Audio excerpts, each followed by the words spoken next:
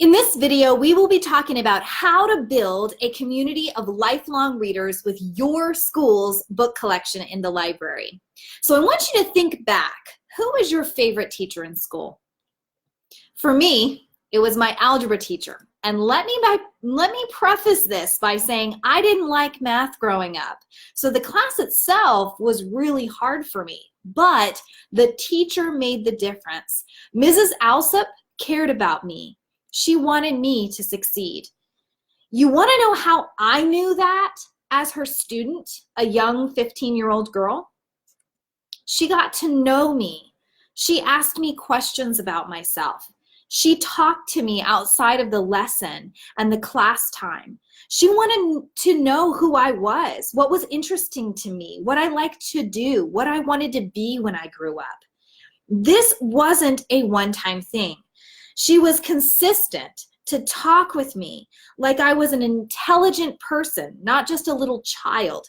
And she believed in me. She knew I could do the math even before I believed that I could. You know how? She reminded me of what I was able to do well in the midst of my frustration. And she kept telling me that if I had been successful then, I would be successful now if I kept trying, practicing, and asking questions. I respected Mrs. Alsop because I wasn't afraid of her, and yet I admired her and looked up to her. And that allowed me the emotional safety in her classroom to work hard, not freak out about making mistakes, and feeling good about myself in the process of learning new things, hard things, that were somewhat intimidating to me. The same is true for your students. They are desperate for connection. Teaching is all about making connections with your students. I want you to think about these questions. Maybe even close your eyes and visualize in your mind while I lead you through this series of questions. Who are the children in your school? What town or towns are they from? What kinds of homes are they from? What do they like to play? What subjects do they enjoy talking about? Think of one child in your class in particular. I want you to think and pick a student who struggles with reading or who doesn't like reading. Who is he? Who is she? What do you want to know about him or her? What does this child like to do? What does this child like to talk about? What does this child want to be when he or she grows up? Does this child have any strengths? What are those skills that he or she is good at? And have you told this child that you've noticed he or she has this skill, this ability, and that you like that about them? Number 2 is how can you start to form relationships with your students? Could you ask your students questions when walking into the classroom, at the beginning of the morning or at the end of the afternoon? Could you talk with your students to and from lunch? Could you chat with your students at the end of the day? Number 3 is how will forming relationships with the students make teaching and learning easier? Who are the people in your life that you trust the most? Do they care about you? Is trusting them easier because you know how much they care about you? How can you develop more trust with your students over the course of the school year? What I have found from personal experience and from drawing on the experience of other well-respected educators whose students have gone on to see huge success in that is that building relationships with our students is the key to learning. When we make building relationships with our students a priority, the learning will come easier to them because they trust us that much more. Classroom management improves when teachers have taken the time to build rapport with their students. When teachers listen to their students and really take the time to learn about who they are as individuals, students begin to respect their teachers so much more. Respect not out of fear, but out of trust. If there's only one takeaway from all of this, let it be this: listen. Stop talking at your students. Actually listen. Hear what they are saying. Ask them questions and just wait. Let them tell you who they are. Students want to be heard. They want to be cared about. Even the older ones in secondary school who act like they're too cool for all of us, they want to feel like they belong. And you, as their teacher, can make that happen. Our goal at Hands Across the Sea is to empower you as teachers to go back to your classrooms and create lifelong readers out of your students. We want students to be excited about books. We want students to be eager to find their next book on the shelf. We want your students to be hungry to get through the pages of their book at home and at school. And we want your students to want to read for themselves. So what gets kids to love reading? What got you to love reading? Pause the video and discuss as a group a few ways that you have observed through your experience as a teacher what gets students to love reading. When you are finished discussing, resume the video. One tip is to get your students to talk about books, and talk about books way more often than they already do. Many students don't even know that books about topics they like and enjoy are actually on the shelves in their library. The more we talk about the books that are in our libraries with our students, the more aware our students become of what is actually available to them. Building a community of lifelong readers starts with you. You have the power to create the environment that fosters this kind of reading growth for your students.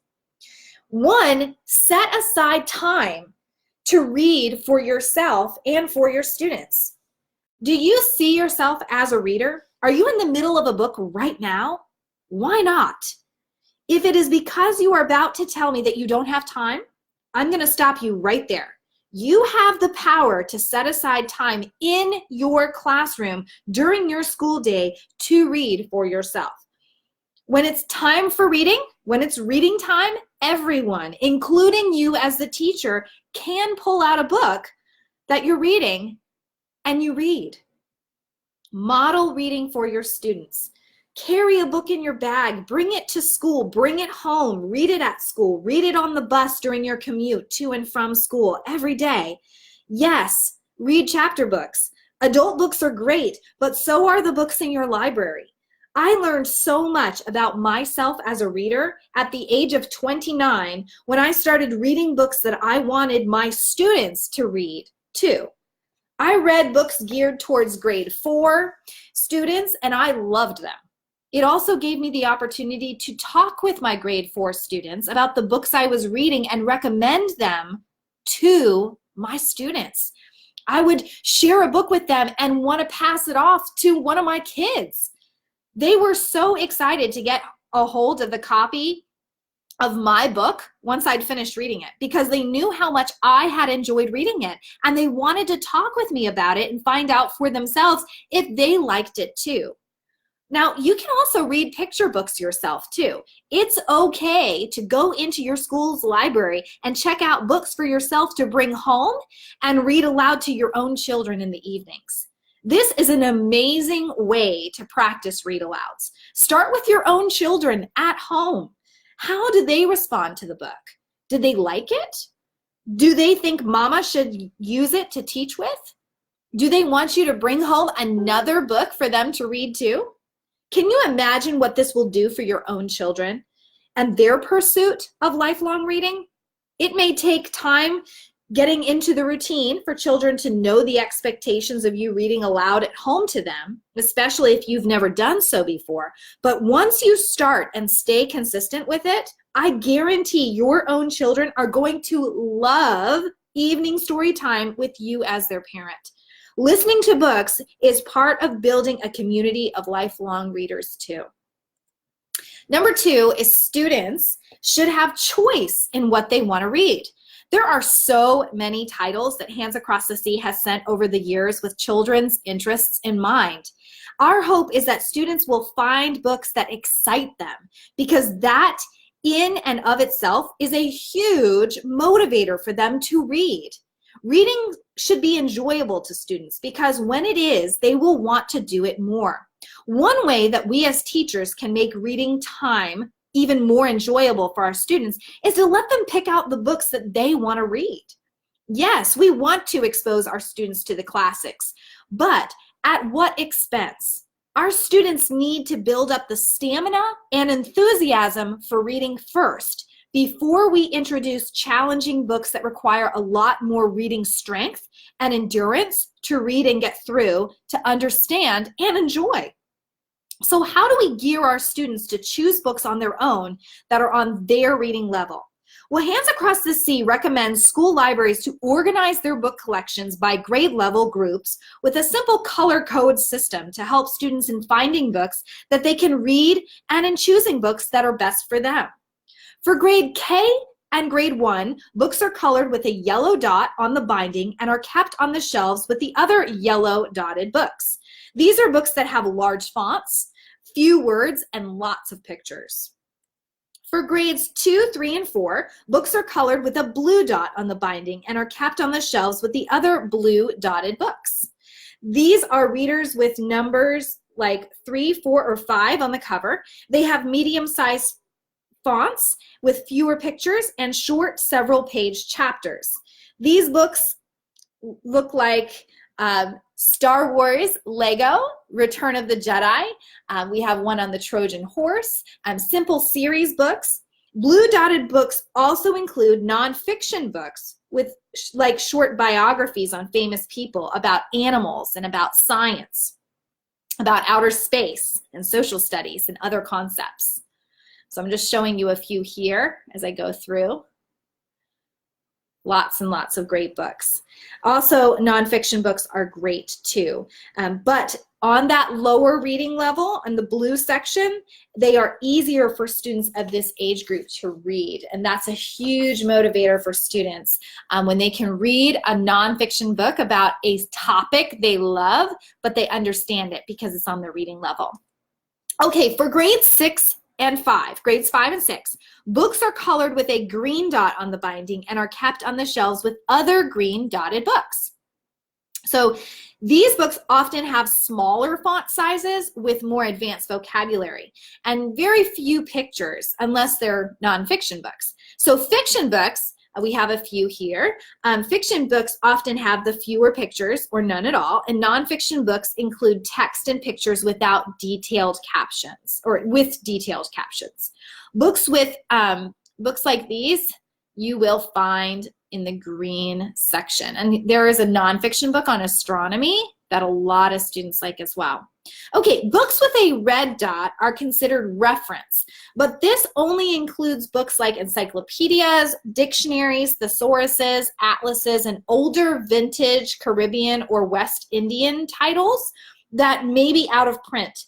And they are there for reference and safekeeping. But all other nonfiction books should be in the other section so that students have access to bring them home and to actually read them as books for themselves.